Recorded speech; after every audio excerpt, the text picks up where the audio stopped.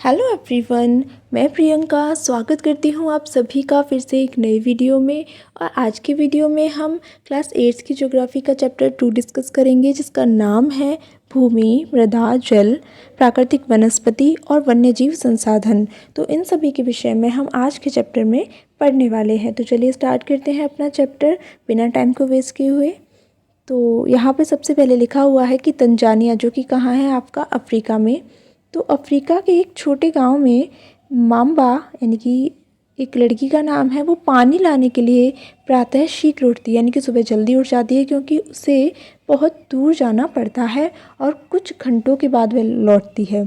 इसके बाद वो क्या करती है, घर के कामों में अपनी माँ का हाथ बटाती है और भाइयों की बकरियों की देखभाल में मदद करती है। उसके पूरे परिवार के पास उनकी छोटी झोंपड़ी के चारों ओर चट्टानी भूमि का एक भाग है।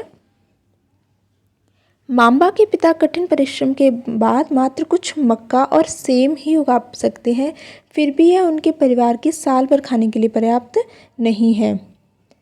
फिर आगे लिखा हुआ है, ये तो थी अफ्रीका की बात। अब देखिए एक बच्चा है जो कि इसका नाम है पीटर, और जो रहता कहाँ है, न्यूजीलैंड में। तो पीटर न्यूजीलैंड के भेड़ पालन प्रदेश के मध्यवर्ती भाग में रहता है, और जहाँ उसका परिवार ऊन प्रक्रमण करने का कारखाना चलाता है।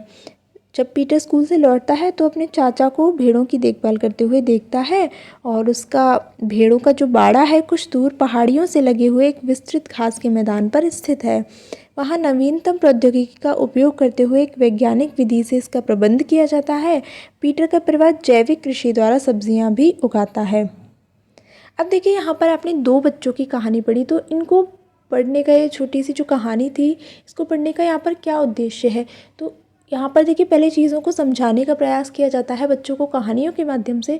उसके बाद चैप्टर की जो इम्पोर्टेंट चीज़ें होती हैं वो आती हैं, जिससे बच्चे पहले चैप्टर में इंटरेस्टिंग लगे, वो अपनी एक समझ वहाँ पर विकसित कर सके। तो इसका यही उद्देश्य यहाँ पर होता है। अब आगे देखते हैं कि इनको पढ़ने के बाद हमें क्या समझ में आया। तो देखिए इन दोनों के बारे में बताया गया है, माम्बा और पीटर। तो यहाँ पर ये लिखा है कि ये दोनों विभिन्न स्थानों में रहते हैं विश्व के, यानी कि एक रहता है अफ्रीका में और दूसरा कहाँ रहता है, न्यूजीलैंड में। तो उनके जीवन व्यतीत करने में भी अंतर है, क्योंकि दोनों अलग अलग स्थानों पर रह रहे हैं। इसके अलावा ये जो विभिन्नता है, भूमि की गुणवत्ता, मृदा यानी कि मिट्टी, जल, प्राकृतिक वनस्पतियाँ यानी कि वहाँ पर किस तरीके के पेड़ पौधे पाए जाते हैं, प्राणियों और प्रौद्योगिकी के उपयोग की भिन्नता के कारण है। यानी कि उनके रहने का जो तरीका है उसमें अंतर क्यों है, क्योंकि वहाँ की भूमि अलग है, दोनों जगह की मृदा अलग है, जल की उपलब्धता, इसके अलावा वनस्पति अलग है, प्रौद्योगिकी का कितना उपयोग कर लिया है दोनों स्थानों पर। इन सब चीज़ों में विभिन्नता होने के कारण ही दोनों जो बच्चे हैं उनके जीवन व्यतीत करने में भी अंतर है। अब इन स्थानों का एक दूसरे से भिन्न होने का मुख्य कारण क्या है, इस प्रकार के संसाधनों की उपलब्धता। अब देखिए संसाधन क्या होते हैं, ये हम पिछले चैप्टर में पढ़ चुके हैं, कितने प्रकार के होते हैं, क्या होते हैं, सब कुछ हम डिटेल में डिस्कस कर चुके हैं। तो यहाँ पर देखिए संसाधनों की उपलब्धता से मतलब कौन से संसाधन है, आपकी देखिए भूमि की गुणवत्ता, मृदा, जल, वनस्पति, प्राणी और प्रौद्योगिकी का उपयोग, ये सभी क्या है, संसाधन है। तो संसाधनों के उपलब्धता जो है वो जीवन व्यतीत करने के हमारे जो तरीके हैं उस पर भी प्रभाव डालती है। आप देखिए यहाँ पर एक और इम्पॉर्टेंट चीज़ है कि क्या आप जानते हैं कि विश्व की 90% जनसंख्या भूमि क्षेत्र के 30% भाग पर ही रहती है, क्योंकि जो शेष 70% भूमि है या तो विरल जनसंख्या है, यानी कि या तो बहुत ही वहाँ पर कम जनसंख्या है, या वह निर्जन है, यानी कि वहाँ पर कोई भी नहीं रहता है। यानी कि जो भूमि है उसका सिर्फ 30% भाग ही है जिस पर 90% जनसंख्या रहती है। बाकी की 10% जो जनसंख्या है वो इन 70% स्थानों पर रहती है, या कुछ स्थान तो ऐसे हैं जहाँ पर बिल्कुल भी कोई नहीं रहता है। अब देखिए बात करते हैं यहाँ पर भूमि की। तो जितने भी प्राकृतिक संसाधन हैं उनमें भूमि भी शामिल है, यानी कि महत्वपूर्ण प्राकृतिक संसाधनों में से क्या है, भूमि है। और भूपृष्ठ के कुल क्षेत्रफल का लगभग 30% भाग भूमि है। यही नहीं, इस थोड़े से प्रतिशत के भी सभी भाग आवास योग्य यानी कि रहने के योग्य नहीं है। यानी कि जितनी भी हमारी पृथ्वी है उसमें 30% भाग भूमि है, और उस 30% में से भी बहुत ही कम प्रतिशत ऐसा है जो कि रहने योग्य है। इसके बाद भूमि और जलवायु के भिन्न भिन्न लक्षणों के कारण विश्व के विभिन्न भागों में जनसंख्या का जो वितरण है वो असमान पाया जाता है। यानी कि सभी स्थानों पर एक जैसी जनसंख्या नहीं होती है, कहीं ज़्यादा जनसंख्या है, कहीं मध्यम है, कहीं बहुत ही कम जनसंख्या पाई जाती है। देखिए, ऊबड़ खाबड़ स्थलाकृति, पर्वतों की तीव्र ढाल, जलाक्रांत संभावित निम्न क्षेत्र, मरुस्थल क्षेत्र और सघन वन क्षेत्र सामान्यतः विरल अथवा निर्जन है। यानी कि ऐसे स्थान जहाँ पर जो ऊबड़ खाबड़ हैं, इसके अलावा जहाँ तीव्र पर्वतीय ढाल हैं, इसके अलावा जहाँ पर जल का आक्रांत यानी कि जहाँ पर बाढ़ बहुत ज़्यादा आती है, इसके अलावा मरुस्थलीय क्षेत्र यानी कि रेगिस्तान वाला क्षेत्र, और जहाँ पर बहुत ज़्यादा घने वन हैं, ऐसे क्षेत्रों में क्या होता है, बहुत ही कम जनसंख्या पाई जाती है या बिल्कुल ही नहीं पाई जाती। इसके बाद नेक्स्ट है कि उर्वर मैदानों और नदी घाटियों में कृषि के लिए उपयुक्त भूमि उपलब्ध है, इसलिए ये स्थान विश्व के सघन बसे क्षेत्र हैं। यानी कि जो मैदान होते हैं, जहाँ उपजाऊ मैदान, जैसे अगर हमारे भारत की बात करें तो गंगा यमुना का मैदान, ब्रह्मपुत्र का मैदान, यहाँ पर बहुत ज़्यादा जनसंख्या पाई जाती है, और नदी की घाटियों में, क्योंकि यहाँ पर क्या होता है, जल की उपलब्धता होती है। इसके अलावा जो भूमि है वो कृषि के लिए उपयुक्त होती है, इससे यहाँ पर जनसंख्या जो है वो भी ज़्यादा पाई जाती है। अगला पॉइंट है हमारा भूमि उपयोग। तो देखिए, भूमि का उपयोग अलग अलग कार्यों के लिए किया जाता है, जैसे आपकी कृषि यानी कि खेती करने के लिए, वानिकी के लिए, खनन, सड़क और उद्योगों की स्थापना, इन सभी के लिए भूमि का उपयोग किया जाता है। और साधारणतः इसे क्या कहते हैं, भूमि उपयोग। क्या आप माम्बा और पीटर के परिवारों के भूमि उपयोग के विभिन्न तरीकों की सूची बना सकते हैं? ये बच्चों के लिए है। अब आगे है कि भूमि का उपयोग भौतिक कारकों द्वारा निर्धारित किया जाता है, जैसे स्थलाकृति, मृदा, जलवायु, खनिज और जल की उपलब्धता। मानवीय कारक जैसे जनसंख्या और प्रौद्योगिकी भी भूमि उपयोग प्रतिरूप के महत्वपूर्ण निर्धारक हैं। यानी कि भूमि का उपयोग हम किस तरीके से करेंगे, अलग अलग कारणों पर निर्भर करता है। अब देखिए, भूमि को स्वामित्व के आधार पर दो भागों में बांटा जाता है। पहली है निजी भूमि और दूसरी है सामुदायिक भूमि। अब निजी भूमि में क्या होता है, ये व्यक्तियों के स्वामित्व में होती है, यानी कि किसी व्यक्ति का इस पे स्वामित्व होता है, यानी कि अधिकार होता है। जबकि सामुदायिक भूमि क्या होती है, समुदाय की, यानी कि किसी भी समूह का अधिकार होता है उस पर।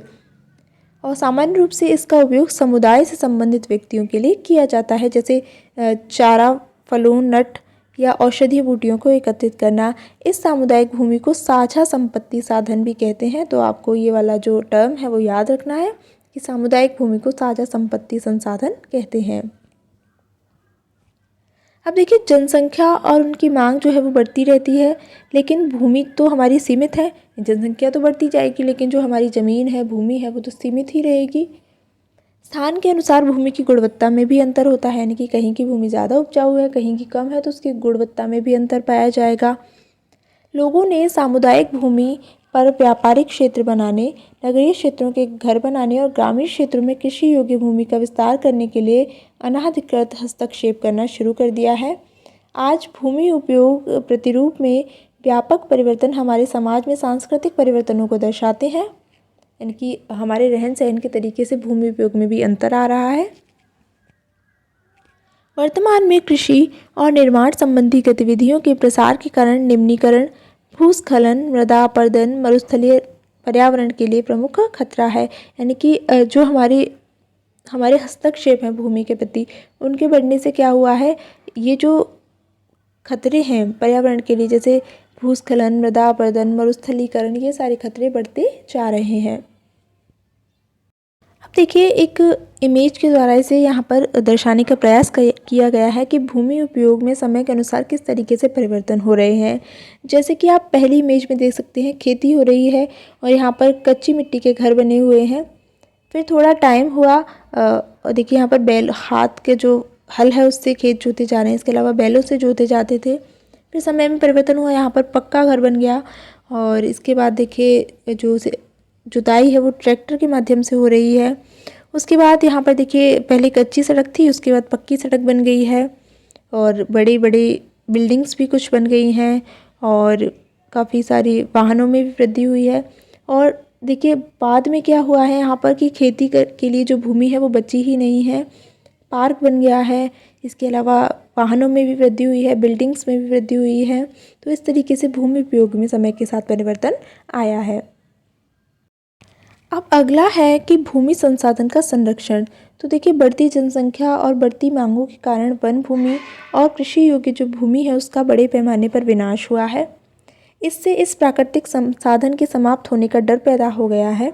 इसलिए विनाश की वर्तमान दर को अवश्य ही रोकना चाहिए। वन रोपण, भूमि उद्धार, रासायनिक कीटनाशकों और उर्वरकों के विनियमित उपयोग और अतिचारण पर रोक, ये भूमि संरक्षण के कुछ सामान्य तरीके हैं। तो भूमि संरक्षण के जो तरीके हैं इनको आपको याद रखना है, नहीं तो क्या होगा, ये जो हमारी भूमि है, जो प्राकृतिक संसाधन है, वो धीरे धीरे करके ख़त्म हो जाएगा, यानी कि कृषि योग्य भूमि बचेगी ही नहीं। अगला पॉइंट है हमारा यहाँ पर मृदा। तो पृथ्वी के पृष्ठ पर दानेदार कणों के आवरण की जो पतली परत है वो मृदा कहलाती है। सामान्य भाषा में आप इसे मिट्टी से समझ सकते हैं। यह भूमि से निकटता से जुड़ी हुई है। स्थल रूप मृदा के प्रकार को निर्धारित करते हैं। मृदा का निर्माण चट्टानों से प्राप्त खनिजों और जैव पदार्थ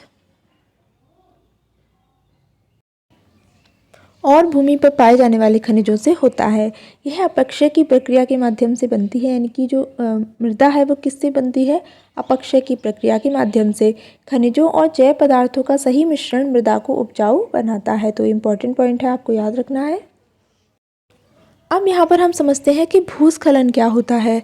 तो भूस्खलन को सामान्य रूप से शैल, मलबा या ढाल से गिरने वाली मिट्टी के बृहद संचलन के रूप में परिभाषित किया जाता है। भूकंप, बाढ़ और ज्वालामुखी के साथ ये घटित होता है। लंबे समय तक भारी वर्षा होने से भी भूस्खलन होता है। नदी के प्रवाह को ये कुछ समय के लिए अवरुद्ध कर देता है। कौन? भूस्खलन। और नदी अवरुद्धता के अचानक फूट पड़ने से निचली घाटियों के आवासों में विध्वंस आ जाता है। यानी कि पहले तो क्या होगा, भूस्खलन से नदी रुक जाएगी, फिर जब वो हटता है तो एकदम से जब पानी आता है तो इससे क्या होता है, बाढ़ आ जाती है। पहाड़ी भूभागों में भूस्खलन एक मुख्य और विस्तृत रूप से फैली प्राकृतिक आपदा है जो प्राय जीवन और संपत्ति को आघात पहुंचाती है और चिंता का एक मुख्य विषय है। तो यहाँ पर देखिए एक बताया गया है कि किस तरीके से हिमाचल में भूस्खलन हुआ था और उससे क्या क्या परेशानियाँ आई थी। अब यहाँ पर कुछ उपाय बताए गए हैं, जैसे कि न्यूनीकरण क्रियाविधि। वैज्ञानिक प्रविधियों के विकास से हमें समझने की शक्ति मिली है कि भूस्खलन उत्पन्न होने के कौन कौन से कारक हैं और उनका प्रबंधन कैसे करना है। अब यहाँ पर कुछ प्रविधियाँ दी गई हैं भूस्खलन को रोकने की, जैसे कि जो भूस्खलन प्रभावित क्षेत्र हैं उनका मानचित्र बनाकर इससे प्रभावित होने वाले स्थानों को इंगित करना, यानी कि कौन से वो स्थान हैं जो भूस्खलन से प्रभावित होते हैं। इस प्रकार इन क्षेत्रों को आवास बनाने के लिए छोड़ा जा सकता है। भूमि को खिसकने से बचाने के लिए प्रतिधारी दीवार का निर्माण, और सबसे प्रभावी तरीका होता है वो है वनस्पति आवरण में वृद्धि, यानी कि पेड़ लगाना। सतही अफवाह और झरना प्रवाहों के साथ साथ भूस्खलन की गतिशीलता को नियंत्रित करने के लिए पृष्ठीय अफवाह नियंत्रण उपाय कार्यान्वित किए गए हैं।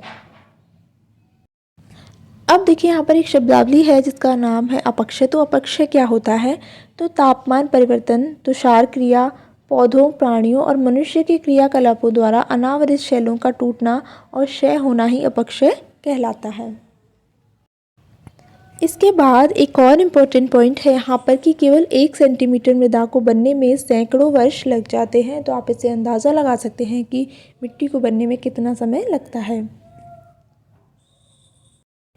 अब देखिए यहाँ पर एक इमेज के थ्रू समझाया गया है कि मृदा निर्माण को कौन से जो कारक हैं वो प्रभावित करते हैं।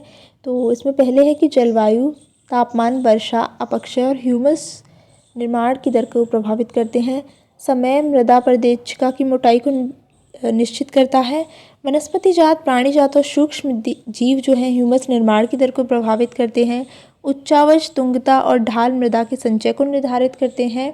जनक शैल, रंग, गठन, रासायनिक गुणधर्म, खनिज मात्रा, पारगम्यता को निर्धारित करते हैं। तो ये कुछ कारक हैं जो मृदा के निर्माण को प्रभावित करते हैं यहाँ पर। अब हम मृदा निर्माण के कारकों की बात करते हैं। तो मृदा निर्माण के मुख्य कारक हैं जनक शैल का स्वरूप और जलवायविक कारक। मृदा निर्माण के अन्य कारक हैं स्थलाकृति, जैव पदार्थों की भूमिका, मृदा निर्माण के संगठन में लगा समय और अलग अलग स्थानों में ये अलग अलग हो सकती हैं। अब मृदा का निम्नीकरण क्या है और संरक्षण के उपाय क्या हैं?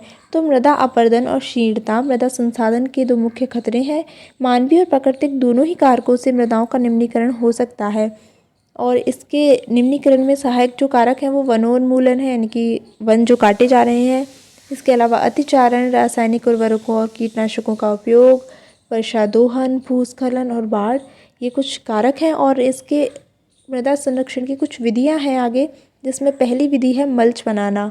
तो मल्च बनाने में क्या होता है कि पौधों के बीच अनावृत भूमि जैव पदार्थ जैसे प्रवाल से ढकती जाती है और इससे क्या होता है, मृदा की जो आर्द्रता है वो रुकी रहती है। अब देखिए यहाँ पर दिखाया गया है, ये वेदिका फॉर्म है, ये समोच्चरेखीय जुताई है। इसके बाद आगे है वेदिका फॉर्म क्या होता है, तो देखिए चौड़े समतल सोपान अथवा वेदिका तीव्र ढालों पर बनाए जाते हैं, यानी कि वेदिका क्या है, तीव्र ढालों पर बनाए जाते हैं। इससे क्या होता है, सपाट सतह फसल उगाने के लिए उपलब्ध हो जाए। इससे पृष्ठीय प्रवाह और मृदा अपरदन कम होता है। आगे है समोच्चरेखीय जुताई।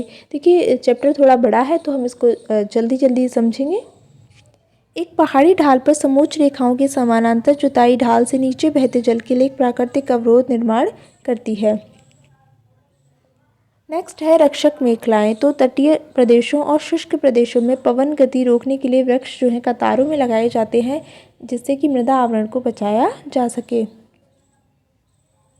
देखिए इस तरीके से रक्षक मेखलाएं बनाई जाती हैं, यानी कि जो पेड़ हैं वो एक लाइन में लगाए गए हैं, जिससे जो हवा है उससे मिट्टी को बचाया जा सके, यानी कि मृदा का अपरदन कम हो।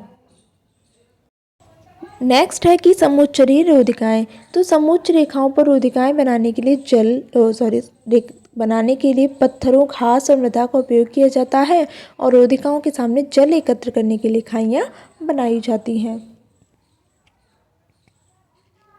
उसके बाद अगला है चट्टान बांध। तो जल के प्रवाह को कम करने के लिए चट्टान बांध बनाए जाते हैं और ये नालियों की रक्षा करते हैं और मृदा क्षति को रोकते हैं। बीज की फसल उगाना। तो वर्षा दोहन से मृदा को सुरक्षित रखने के लिए अलग अलग समय पर भिन्न भिन्न फसलें एकांतर कतारों में उगाई जाती हैं। अब ये तो हो गई मृदा की बात। अब हम बात करते हैं जल की। तो देखिए जल एक नवीकरणीय प्राकृतिक संसाधन है और जितना भी भूपृष्ठ है उसका 3/4 भाग जल से ढका है और इसीलिए इसे जलग्रह कहना उपयुक्त है। ये सब बात हम जानते हैं पहले से ही, हम पहले पढ़ चुके हैं। और अगर हम 3.5 अरब वर्ष पहले की बात करें तो जो जीवन था वो आदि महासागरों में ही आरंभ हुआ। यद्यपि आज भी महासागर पृथ्वी की सतह के 2/3 भाग को ढके हुए हैं और विविध प्रकार के पौधों और जंतुओं को मदद करते हैं। महासागरों का जो जल है वो लवणीय है और मानव के लिए उपयुक्त नहीं है। अम्लवर्ण जो जल है, यानी कि जो जल मीठा है यानी कि खारा नहीं है, वो केवल 2.7% ही है और इसका भी 70% जो भाग है वो बर्फ़ की चादरों और हिमानियों के रूप में है। और ये हिमानियों के रूप में जो जल पाया जाता है ये अंटार्कटिका, ग्रीनलैंड और पर्वतीय प्रदेशों में पाया जाता है। अपनी स्थिति के कारण ये मनुष्य की पहुंच के बाहर है और केवल 1% जो अलवण जल है वो उपलब्ध है और मानव के उपयोग के लिए उपयुक्त है। भौम जल नदियों और झीलों में पृष्ठीय जल के रूप में और वायुमंडल में जल वाष्प के रूप में पाया जाता है।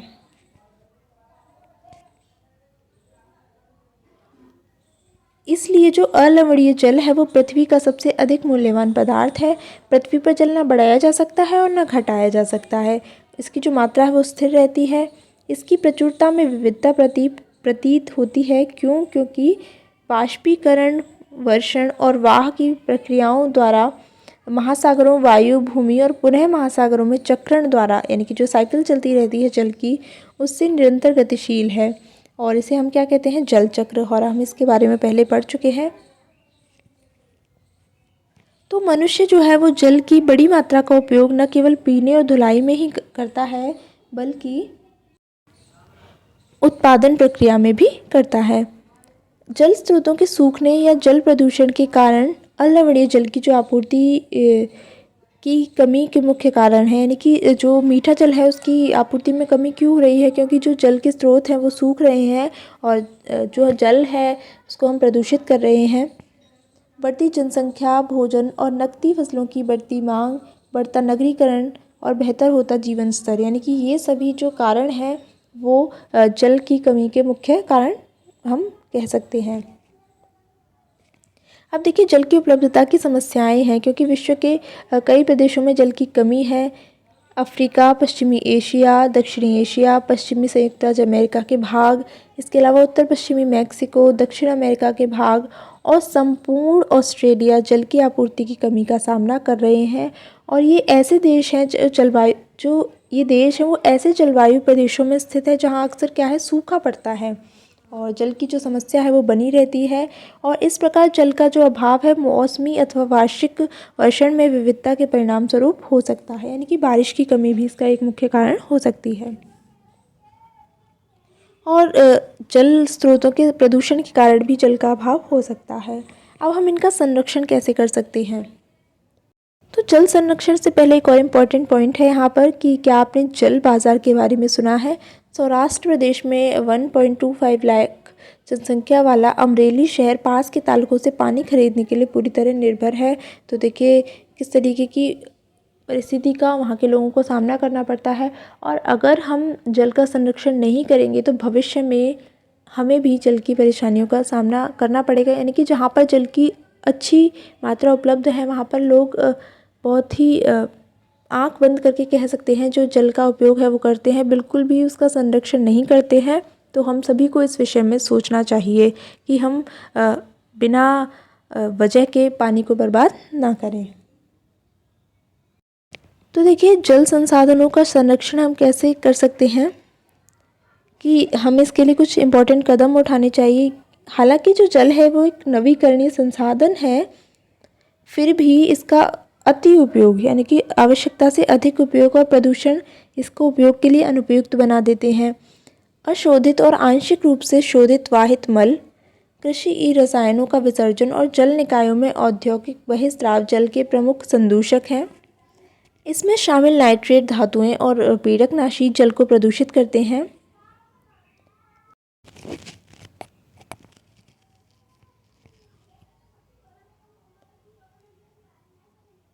और इसके अलावा देखिए यहाँ पर बहुत सारे कारण बताए हैं जो कि हमारे जल को प्रदूषित करते हैं। तो वैसे तो आप सभी इन कारणों को जानते हैं। अब आगे लिखा है कि वन और अन्य वनस्पति आवरण धरातलीय प्रवाह को मंद करते हैं और भूमिगत जल को पुनः पूरित करते हैं। जल संग्रहण पृष्ठीय प्रवाह को बचाने की दूसरी विधि है। जल रिसाव को कम करने के लिए खेतों को सिंचित करने वाले नहरों को ठीक से पक्का करना चाहिए। रिसाव और वाष्पीकरण से होने वाली जल क्षति को रोकने के लिए क्षेत्र की स्प्रिंकलरों से सिंचाई करना अधिक प्रभावी विधि है। तो देखिए यहाँ पर देख सकते हैं आप स्प्रिंकलर से किस तरीके से सिंचाई की जाती है। और इसके अलावा एक और विधि है कि ड्रिप विधि और टपकन विधि, ये कुछ सिंचाई की विधियां हैं और उनको अपनाकर हम बहुमूल्य जल संसाधन को संरक्षित कर सकते हैं। अब हम बात करते हैं प्राकृतिक वनस्पति और वन्य जीवन की। तो देखिए प्राकृतिक वनस्पति और वन्य जीवन केवल स्थल मंडल, जल मंडल और वायुमंडल के बीच जुड़े एक सक्रिय क्षेत्र में ही पाए जाते हैं, जिसे हम क्या कहते हैं, जैव मंडल। और यहाँ पर देखिए रेशम के कीड़े की यहाँ पर पिक्चर दी गई है। जैव मंडल में जो सभी जीवित जातियाँ हैं वो एक दूसरे से परस्पर संबंधित हैं और एक दूसरे पर निर्भर हैं, और इसी को हम क्या कहते हैं, पारितंत्र। वनस्पति वन्य जीवन बहुमूल्य संसाधन है। पौधे हमें क्या देते हैं, इमारती लकड़ी देते हैं, प्राणियों को आश्रय देते हैं, ऑक्सीजन देते हैं। इसके अलावा फसलों को उगाने के लिए आवश्यक मृदा जो है, मृदा की सुरक्षा करते हैं, रक्षक मेखला के रूप में कार्य करते हैं, भूमिगत जल के संग्रह में सहायता करते हैं, हमें फल, लेटेक्स, तारपीन का तेल, औषधीय पौधे और कागज़ भी देते हैं जो कि हमारे अध्ययन के लिए आवश्यक हैं। क्या कागज़ और पौधे के असंख्य उपयोग हैं, उनमें से आप कुछ और अपनी तरफ से सोच सकते हैं, जोड़ सकते हैं। अब देखिए यहाँ पर एक फ़ोटो दी गई है जिसमें आप ब्रह्म कमल देख सकते हैं। ये क्या है, एक औषधीय पेड़ है। इसके अलावा यहाँ पर किंगफिशर की फ़ोटो है जिसे हिंदी में किलकिला कहा जाता है। एक और इम्पॉर्टेंट पॉइंट है यहाँ पर कि क्या आप जानते हैं कि भारतीय उपमहाद्वीप में जिन पशुओं का उपचार डिक्लोफिनेक